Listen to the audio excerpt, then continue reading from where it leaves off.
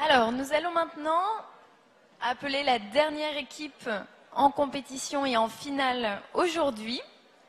S'il vous plaît, je vous demande d'accueillir avec moi l'équipe Enactus des Mines Nancy et leurs conseillères pédagogiques Isabelle Lemay et Anne Fleurance.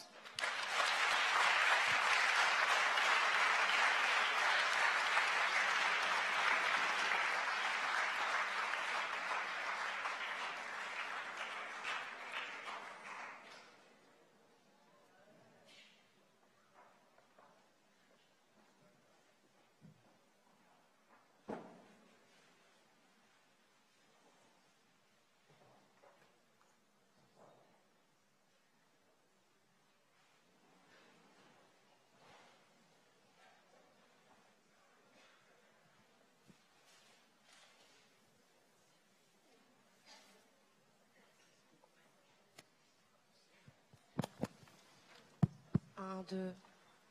1, 2. 1, 2. 1, 2.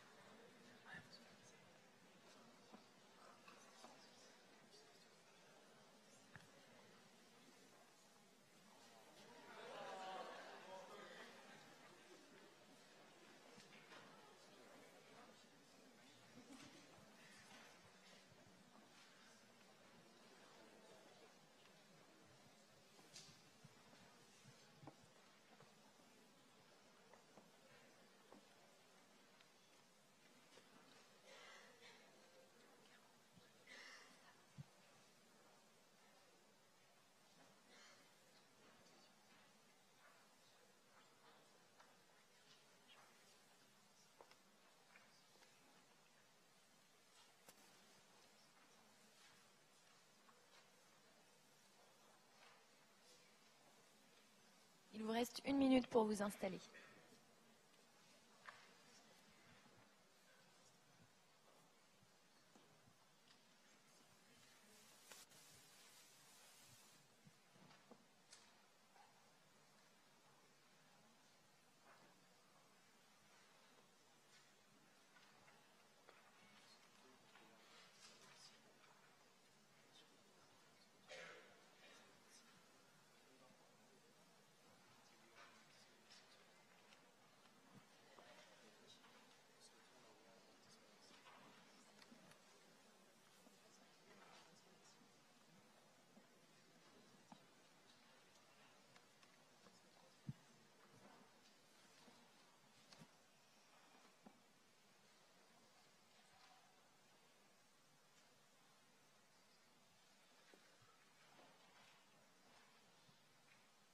Vous pouvez démarrer votre présentation.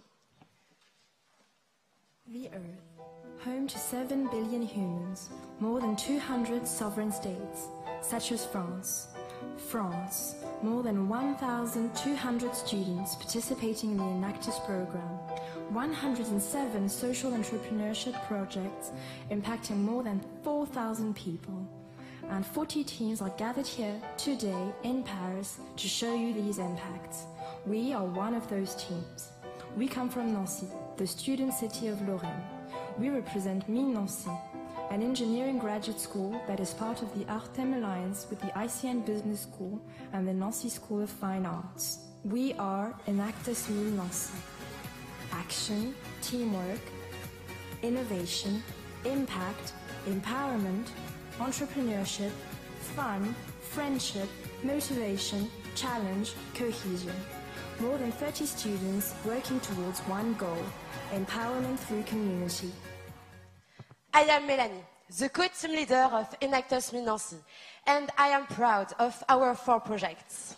I am Guillaume, the team leader of this awesome team, and I believe in the potential of Zoom, a project which will enable visually impaired people to get more easily access to public information. I am Yann-Eric, and I must confess to you that I am a regular client of Communio, which fights against food waste by delivering groceries to the home. I am Nicolas, leader of the project Tremplin, which aims at fighting against school failure. And I am Alexandre, and out of our 4 projects, we decided today to present to you our 2-year-old project that had the most impact. ReSOS, Réinsertion Sociale et Solidaire. How do you turn a bunch of homeless, extremely depressed people into the heart of a growing community? That's what our project is about. First of all, let's take a look at the situation in France. In 2012, more than 130,000 people were reported to be homeless. In Nancy, over 270 people are homeless.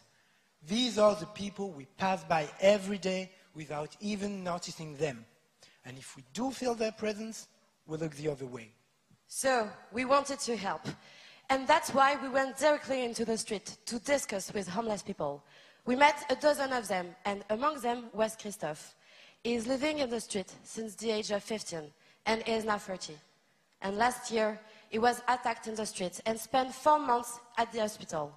And he regretted leaving the hospital, because there he had a roof over his head, and he had a bed where he could sleep. Like Christophe, every homeless person has his own story, but they all feel depressed and do not believe in the possibility of reintegrating society. And how can we help more than one at the same time? Hopefully, we're not the first one to want to help. So we looked for organizations that tackle this problem. That's when we got into contact with Le Grand Sauvois. Le Grand Sauvois is an emergency shelter for homeless people where they can stay for up to 9 months. They go from one center to another.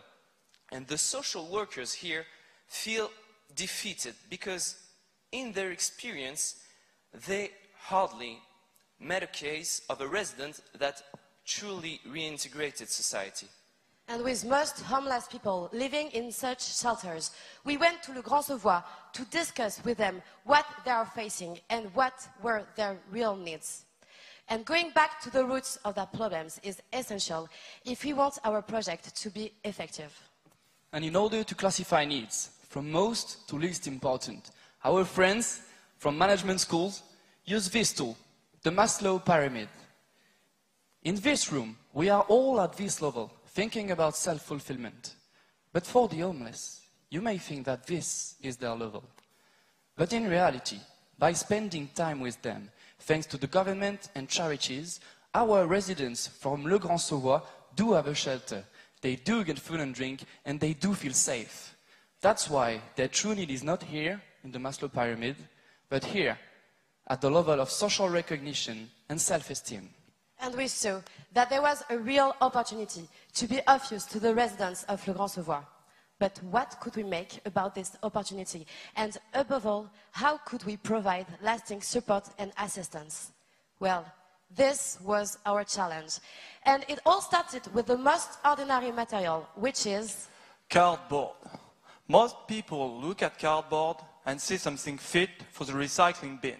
But here, in Enactus Nancy, we put aside our preconceived thoughts and decided to think out of the box. What if we actually use this very material homeless people used to sleep on in the street as our first resources? Yes, this underestimated material can be turned into a much more valuable thing, which is cardboard furniture. The possibilities are infinite. Shelves, stairs, decoration. The only limit you have is your imagination. And we are sure that this is an accurate solution. Indeed, we returned to Le Grand Sauvois to explain our project to the residents. They had to decide what to do for the following month, among many projects.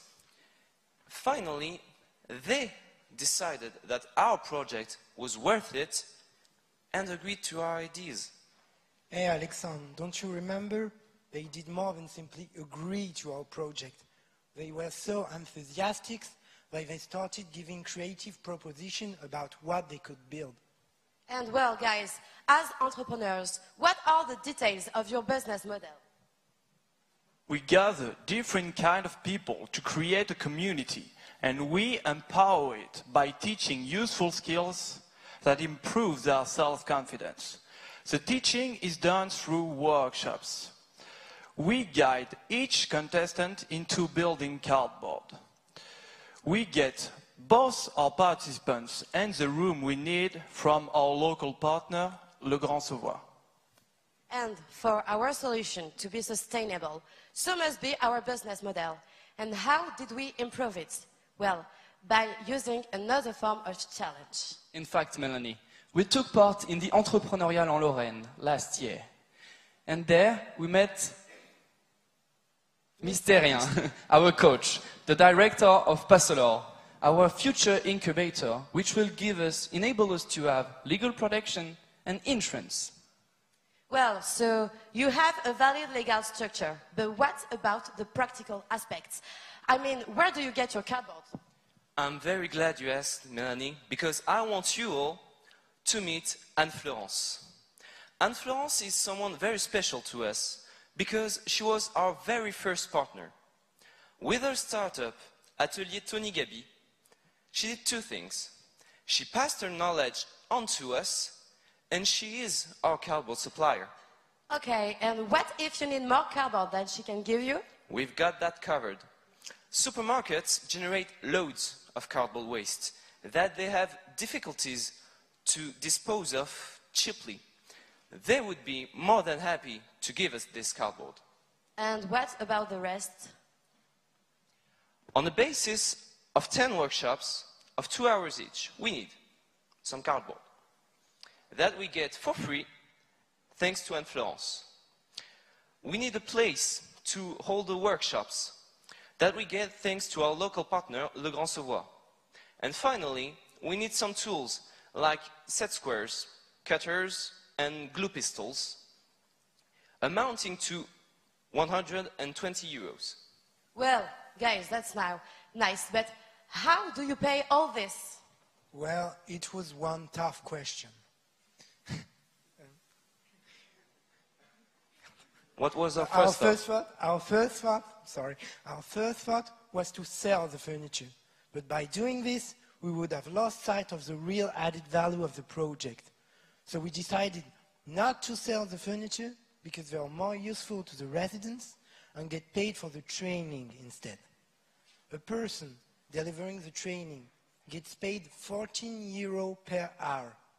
So the total bill for Le Grand Sauvois, which is our client, is amounting 400 euro for these 10 workshops.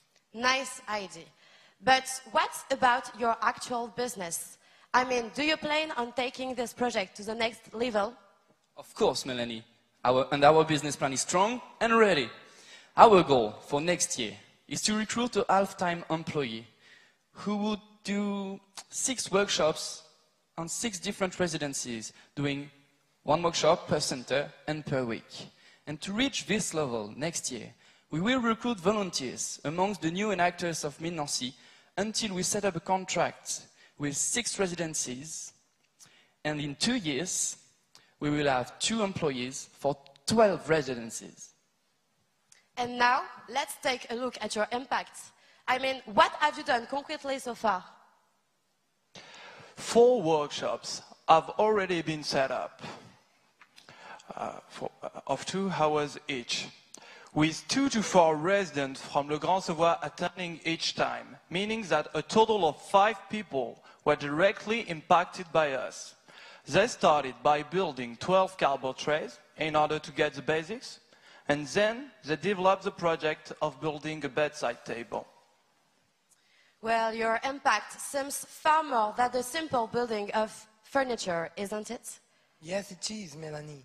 Through our workshops, people can acquire technical skills, learn how to use a set square, a glue gun, a cutter. We also bring human impact to the table, like creativity, teamwork, and self-confidence. Okay. You will understand that we need more than your word to believe you. Of course, Melanie. And that's why we set up a system to evaluate these human impacts. a test of skills. And thanks to this test, the residents will be able to see which skills they have gained, how much they have improved, and gain self-confidence. Empowerment through community. We took different kind of people and bonded them together. The staff from Le Grand Savoie, us, and the residents. And this new community gave us an opportunity. The opportunity to have a dialogue between us about what they were building instead of their situation. And what will you do with the furnitures? Well, we want residents from Le Grand Savoie to fill their room at the center with furniture they have built. Why is that? Because it brings them pride. Now, to confirm that, let's hear from the director of Le Grand Savoie, Kamel Kouki. Et en même temps, le fait de fabriquer quelque chose par ses mains, ça permettrait aussi de leur donner une autre vision un peu, je dirais, de leur existence, parce que pour eux, là, ils ne servent à rien. Le fait de créer quelque chose, ils font partie de la société, entre guillemets. Donc voilà, je pense que c'est un intérêt essentiel pour les personnes qu'on accueille. This is the real added value of our project. This is precisely why we decided not to sell the furniture, because this furniture brings another atmosphere to the center. Thanks to them, the resident starts to feel at home at the center. And we won't stop here, because not only do we want to impact more and more people, but we also want to offer our services to other target populations. When we met Anne-Sophie Meyer from local authorities during the half-year speech of Enactus Mid-Nancy, she suggested our workshops to be delivered to other populations, like children with parents in economic difficulties. And we believe in this perspective, because we have already experienced it. Indeed, during our TEDx Mid-Nancy event, we had a workshop where people could try to build a tray with cardboard. And I can assure you that this workshop was a high success, with more than 50 people who got into this room. And wait, there is more. Indeed, our Graduate School of Engineering, Mid-Nancy, is part of the Autumn Alliance with the ICN Business School and the Nancy School of Fine Art. It is a new opportunity.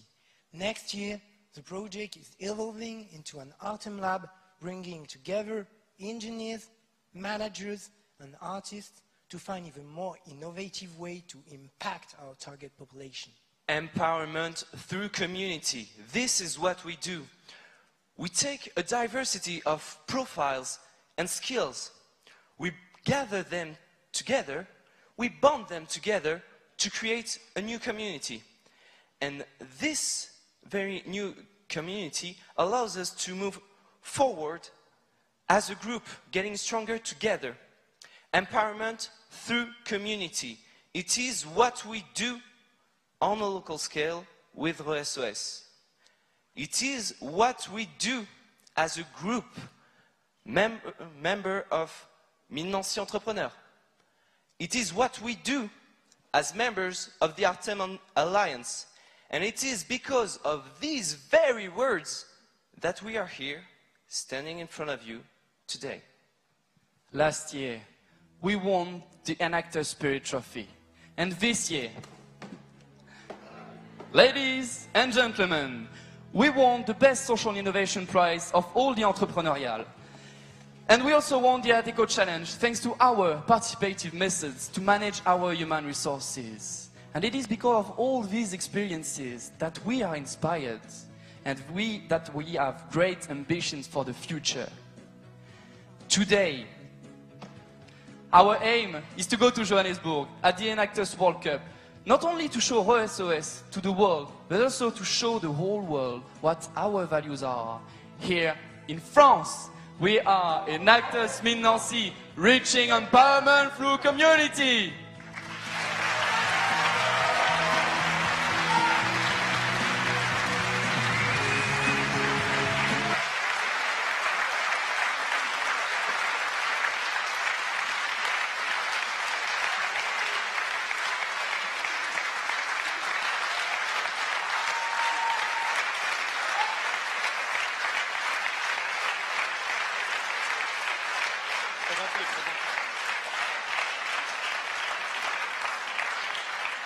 Merci beaucoup. Merci pour votre présentation. Nous allons maintenant passer à la phase des questions-réponses. Just before that, we would like to introduce Bastien, the responsible of communication and workshops of RESOS.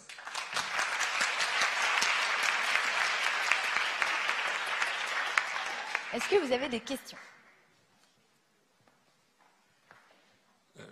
Félicitations pour votre présentation. Ne craignez-vous pas, au travers d'une diversification vers les enfants, de diluer ce qui fait, somme toute, l'originalité de votre projet de réinsertion des SDF avec un véritable projet entrepreneurial et extrêmement valorisant pour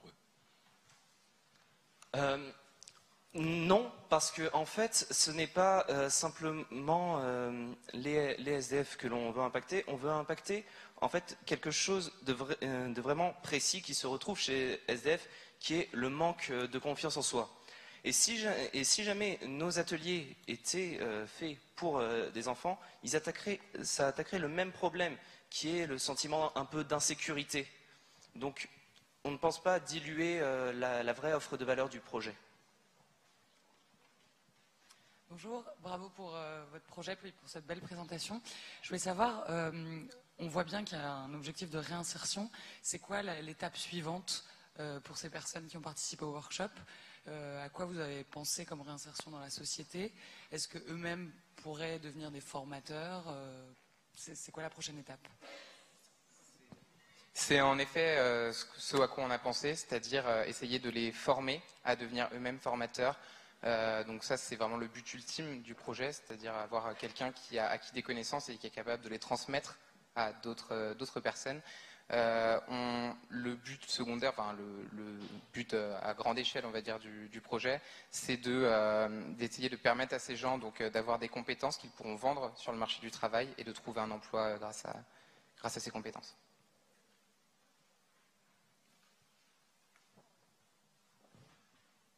Merci pour votre projet. Une question auquel je pense, c'est qu'est-ce que vous avez appris, vous, face à cette population, justement? Et, comment vous sentez?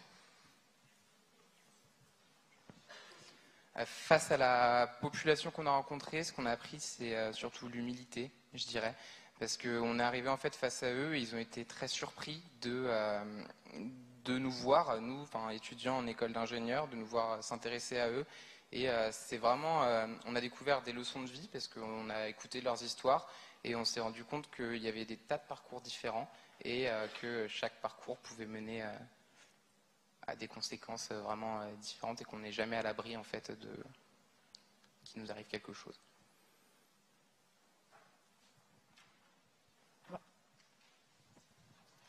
Oui, j'avais une petite question.